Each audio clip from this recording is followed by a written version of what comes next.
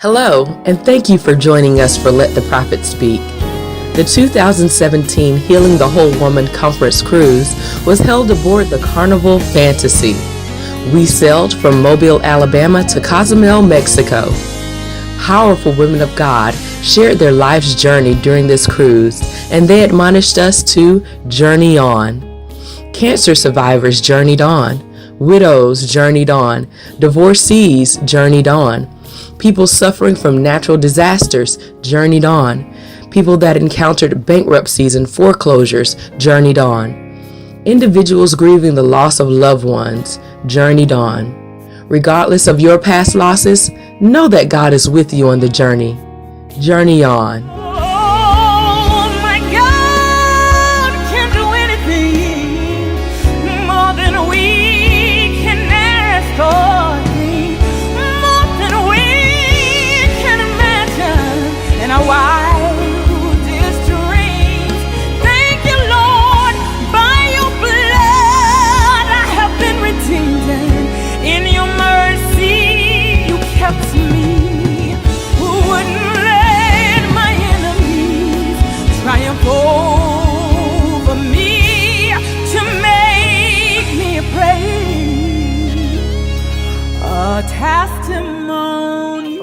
Thing happened on the cruise, which is a spiritual teaching all by itself. The first day that we embarked on the cruise, as soon as I reached my cabin, I noticed I started having pain in my left eye. And I thought, this is too strange. And then it became so sensitive to light that I couldn't open my left eye. By the time we finished the drill, I had to go in the room and turn the lights off and literally put a blindfold over my left eye. And I immediately started praying, God, what is the enemy trying to prevent me from singing during this women conference? That I have 20/20 in the spirit realm, and he is trying to blur, block, cause pain in my sight, cause pain by looking into the spirit realm. So I need you to heal this. I need you to reveal it and heal it. And the Lord began to show me that the enemy is trying to bring infection in the body of Christ to keep us from seeing clearly or to cause pain. You know, if you see something, you share it with a person, they attack you, that's painful. So have you ever seen something you wish you had not seen it? Okay, so the ploy or the intent of the enemy is to cause pain so that I wouldn't see what I needed to see for the women that was sailing with us. But he didn't anticipate me getting an antibiotic, steroid and antibiotic to clear my sight. And by the next day, as unnaturally as it came, the next day when it was time for me to open my conference, it was gone. Just a clear message, the natural declaring the spiritual, showing me naturally what the enemy is trying to do and giving me a spiritual solution, because on this journey, we have to help one another. As we help each other on our journey, some of us have had a journey that others have not experienced, and they won't make it if you don't share your story about your journey. Our own Melanie McDonald, which is a deacon in our house, but it's amazing how people that labor among you, that's right there with you, have no idea of the journey that you've gone through. I know some of her journey, and I learned some things as she was sharing. You can look at this beautiful smile, but you have no idea what the journey has been like. Melanie went through a divorce. Melanie went through an unwanted divorce, which was a part of a grieving process that tags up with the completion and the drop cards that we released on the conference or the cruise, Journey On, talking about grief and different things that's worthy of grief that people never think about. They just think about grieving when it comes to death, but divorce has to be grieved. That's a thing that most people do not give you a funeral like they do if someone actually dies and you can see the actual body, and you don't actually have the judge say time of death, where you look and say what day and time that your marriage died. But it actually takes you run the gamut of grief. You go through, and if you don't grieve properly, you can go into severe depression, It can ruin your health. That was a part of her journey, grieving a divorce, and then she also went through marrying again, not having any idea. And I'm going to let her tell the story that she would marry again. I'm just leading her into it, and the love of her life, a man that loved her, and then grieving again because he was diagnosed with cancer. Yes, he was diagnosed with cancer, and he passed after 5 years of marriage.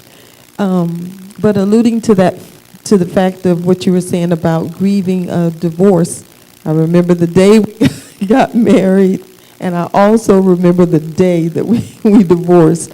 And You remember the day that the paperwork was that the filed, paperwork said. but you don't know the day that it died. That's right. I don't know Isn't the day that that something? it died. If That's you look right. back and ask people that have gotten a divorce, can you ask them the day and time that it died?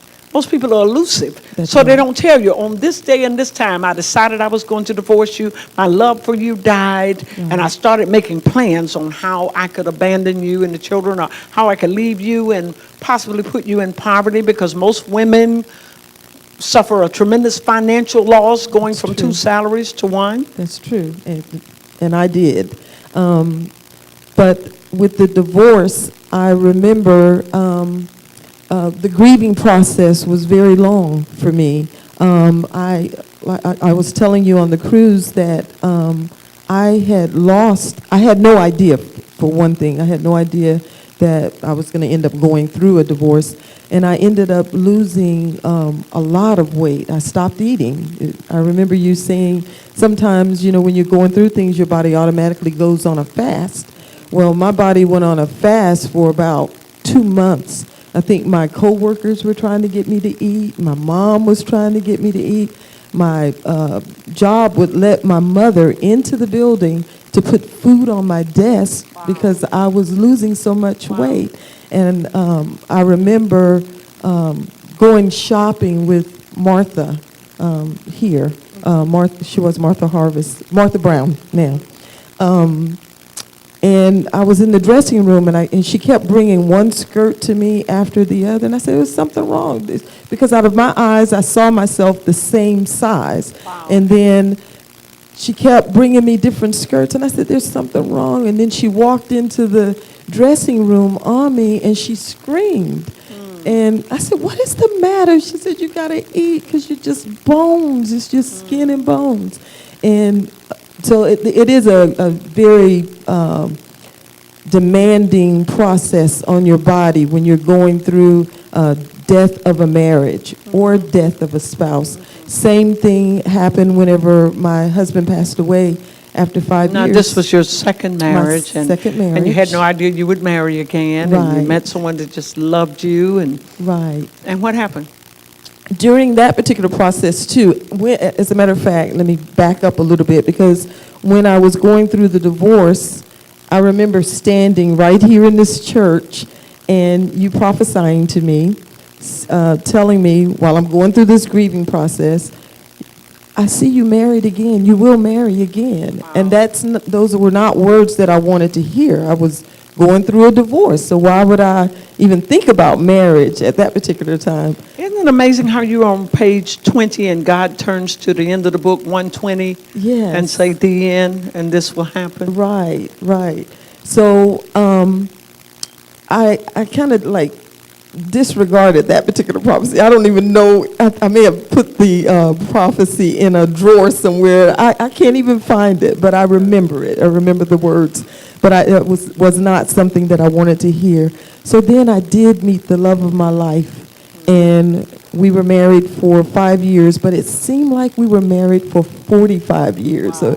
or 50 years. It just seemed like I had met my soulmate. We both had gone through troubles, and then when we came together, we just respected one another. It was just, a beautiful marriage. I have to say it was a beautiful marriage. He taught me so much about being a woman and what to expect, from a man, because he taught me that how men should love women. Wow. And it was such a beautiful experience for me. And then when he passed away, I was totally, just taken away by that. How many of you have ever buried someone that you love? Journey on. How How many of you have ever gone through heartbreak? Journey on. How many of you have ever experienced an unwanted divorce? Journey on. How many of you have ever lost a dream? What you dreamed of doing all your life? Journey on. How many of you have ever lost a home through bankruptcy, foreclosure, whatever reason? I say to you, journey on. How many of you have ever lost a job? Either you were laid off or fired. Having to reinvent yourself. Yes. Menopause made me reinvent myself. Having children made me reinvent myself. Yes. Getting married, I had to reinvent myself. When I stopped teaching and went into full-time ministry, I had to reinvent myself. So life is filled with swift transitions. It's filled with change. So we have to reinvent ourselves and journey on. Journey on. Anything that you have lost is worthy of grief. Dr. Vernette-Rosier's newest book, Journey On, is a tool that will help you do the work necessary to grieve in a healthy manner. The book will be released December 2017, but you can pre-order today. If you pre-order today, we will immediately send you the Journey On drop card, which includes the 4-part Journey On series, plus a 2-chapter preview of the Journey On book.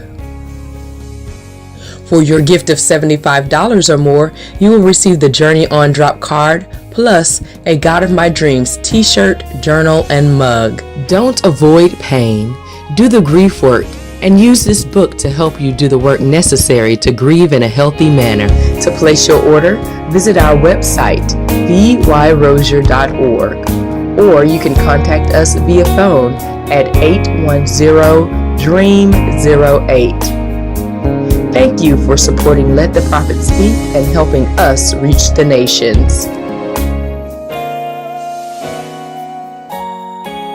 Emotional healing gift is down the inside of you, and it works this way. Your words are so powerful, you will start talking and the person will say to you, that is exactly what I said in my mind. That is exactly what I prayed to God this morning. A definite word of knowledge. You'll have the knowledge of what they prayed. A definite discerning of spirits. You'll discern the fears. You'll discern the inhibitions, and the Lord will give you a word that will encourage them so they will know for certain that they're not forgotten of the Lord. There's going to be a reward for your mercy gift. Individuals that are going to pour monies into your ministry that you'll be able to purchase a home for people that are in transition, because I felt that was something that was in your desire. What women that are in transition, you wanted a place that you could put them, that they didn't feel like I've given up everything and I don't have anywhere to go. But a transitional home, I'm seeing that with many, many rooms, and you're just so elated because you've taken little care for yourself and you've invested a lot of care into others. And this is going to be a donation, and this person that's going to make the massive donation will, I feel, almost like billionaire status. They don't want any recognition. They don't want any, there's no claim to fame, but they like what you are doing. And because the Lord is pleased with what you're doing, He's going to bless you. Because I heard this part, because she's been faithful over what I've given her, I'm going to bring an increase. And now there's a car that's pulling up to this house, and the car also belongs to Lavish Ministries. That he's just driving it up and saying, okay, what are you trying to had to seek out modes of transportation? He's going to cover the transportation and cover the housing as you journey on.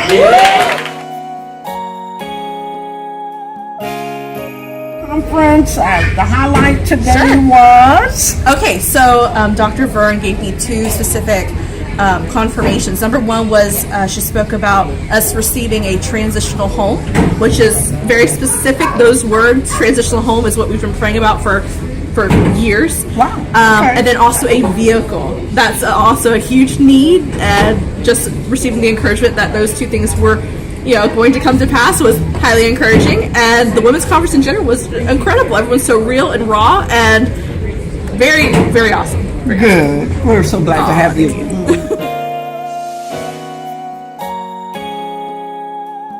So this was a sudden death. A sudden death.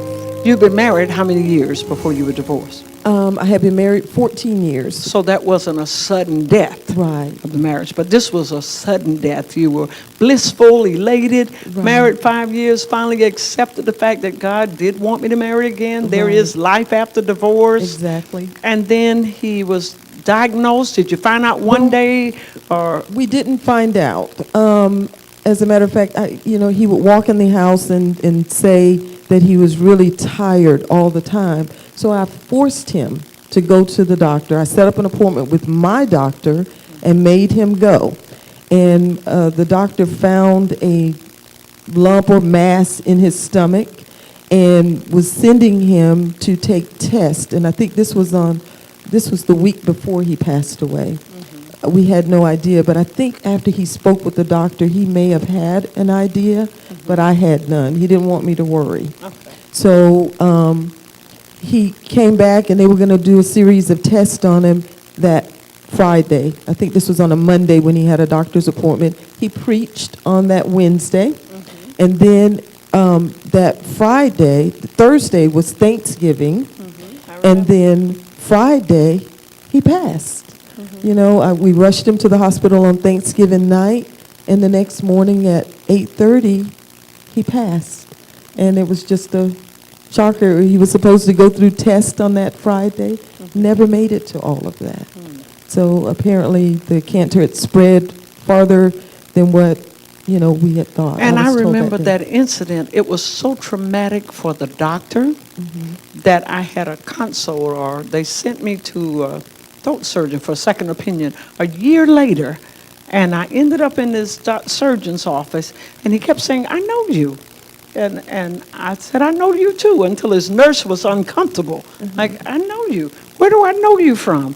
And then finally he said, "McDonald."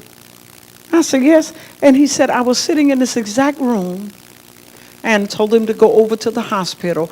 And he cited the incident that morning that I'd come up to the hospital. You called me. I came up to the hospital to pray with you, and the doctor walked in shock. And the doctor said that day, he said, he looked like he was in a catatonic state, like, "I don't know what happened." He was saying, "Can I do an autopsy? I don't know what happened." Because it shocked the doctor that he passed. Right. A year later, the doctor was he took a seat next to me on the table. The nurse left out and came back and said, "Were there other patients waiting?" He said, "I'll be there." Like he needed to be ministered to a year later. Right. And he said, "I don't know what happened, that he wasn't supposed to pass, but he did." And the night before, when you had called me in Tallahassee on Thanksgiving Day and said he's in the hospital, someone had called me and said he was in the hospital, and I was heading home, and immediately we got in the van to go home because he'd just been with us for years, immediately rushing to pray. You had said you were rushing him to the hospital. Right. I fell asleep behind the wheel, went into a dream, and it was so unnatural for me to fall asleep behind the wheel. I shook myself and woke up and thought, what is happening? And drank a cup of coffee, got back behind the wheel, stopped at a gas station, got coffee, got back behind the wheel, fell asleep, and dreamed again. This time I pulled over and said to my husband, "You're going to need to drive because I've got my family in here and I'm falling asleep behind the wheel and I don't understand what's happening, and we're rushing to try to get to the hospital." I sat in the passenger seat, fell asleep. The next thing I remember, Deborah shaking me in our driveway, and I'm wondering why she's shaking me. And she said, "Mom, are you all right?" I said, "Why?" She said, "We're home." I don't know how we got home, how I slept that sound, and I sleep so light that I literally can hear cars during the night that wakes me up. If the breathing changed in the house, the kids turn over too many times, it will wake me up. So I knew it was unnatural, something spiritual was going on. So finally I said, okay, well, I need to go in the house instead of going to the hospital because I can't stay awake to even make it home. Deborah helped me get into bed, and she started dancing in the mirror and singing, "Praise Jehovah, Lord God Almighty." She turned around and said, "Elder McDonald's going to die," and turned back around. And I was in such shock. I said, "What?"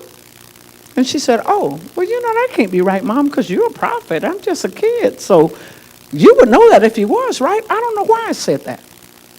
And I don't remember falling off to sleep or her leaving the house. The next thing woke me up was a phone call from Melanie. For me, Saying, asking you to come to the hospital. And I think he had not passed at that time. I think we had gathered in a room and we were praying. And the doctor came in and said, whatever you're doing, continue to do it because he's getting better. And we're going to take him to surgery. And whenever they prepped him for surgery to take him in, I think things turned and he coded. And then they got him stable again. And then he was stable for a while, and they asked me to just go home because I had been there, since that night before. They said, well, go home, get, changed up, cleaned up, and come back. And I did, and when I arrived at the hospital, I was there, by myself. So I started calling, for people, I think Alma and Karen and some other people. I was calling for people to come and just be with me because I didn't want to be there by myself. And then he coded again while I was standing there. And I could see them rushing in. And at that point, I think that may have been when he passed. So they didn't tell me right away. They waited until, people were there. And then he passed away. How many of you have ever buried someone that you love? Journey on. How many of you have ever gone through heartbreak? Journey on. How many of you have ever experienced an unwanted divorce? Journey on. How many of you have ever lost a dream, what you dreamed of doing all your life? Journey on. How many of you have ever lost a home through bankruptcy, foreclosure, whatever reason? I say to you, journey on. How many of you have ever lost a job? Either you were laid off or fired. Having to reinvent yourself. Menopause made me reinvent myself. Having children made me reinvent myself. Getting married, I had to reinvent myself. When I stopped teaching and went into full-time ministry, I had to reinvent myself. So life is filled with swift transitions. It's filled with change. So we have to reinvent ourselves and journey on. Anything that you have lost is worthy of grief. Dr. Vernette-Rosier's newest book, Journey On, is a tool that will help you do the work necessary to grieve in a healthy manner. The book will be released December 2017, but you can pre-order today. If you pre-order today, we will immediately send you the Journey On drop card, which includes the 4-part Journey On series, plus a 2-chapter preview of the Journey On book. For your gift of $75 or more, you will receive the Journey On drop card, plus a God of My Dreams t-shirt, journal, and mug. Don't avoid pain. Do the grief work and use this book to help you do the work necessary to grieve in a healthy manner. To place your order, visit our website, vyrosierministries.org, or you can contact us via phone at 810-DREAM-08. Thank you for supporting Let the Prophet Speak and helping us reach the nations. Think you're better, and you weren't thinking what they said you were thinking. The Lord's about to expand your borders, enlarge your territory, and even some of the adjustments that's been necessary in the marriage and in the relationship. It looks like you hit a rough spot, but He's going to take the rough spots out. There are times that it looked like He went solid. It was solid, and then He went silent. But the Lord is going to give you the key behind the silence to give you a free flow in communication, because I found a person that's been holding themselves and hyperventilating and saying, Lord, if you hear me, now I need you to move. I need you to do something. I can't repeat another year this way. And you just wanted to be valued and loved. You've been seeking love That's why you would end one marriage and you think, okay, maybe the next one, because you just sought to be loved. You want someone to see you for who you are. You wanted someone to just love you for who you are, that you didn't have to dumb down, you didn't have to act like you didn't know, you didn't have to be anybody else, because you're taking that route. Maybe if I dumb down, he'll feel all right. Now you just said, I'm just tired of being less for him to feel all right. I just want to be able to be myself and him applaud me. The Lord is pleased with you and he's going to turn the tables. Come on and give God a hand. You don't know what your sisters are going through. We're comrades. Why don't you grab that sister's hand next to you and say, the Lord is with you. The Lord is with you. On the journey. On the journey. And kind of squeeze their hand and say, feel this? Feel this. I'm with you on the journey as well. In case you need some flesh.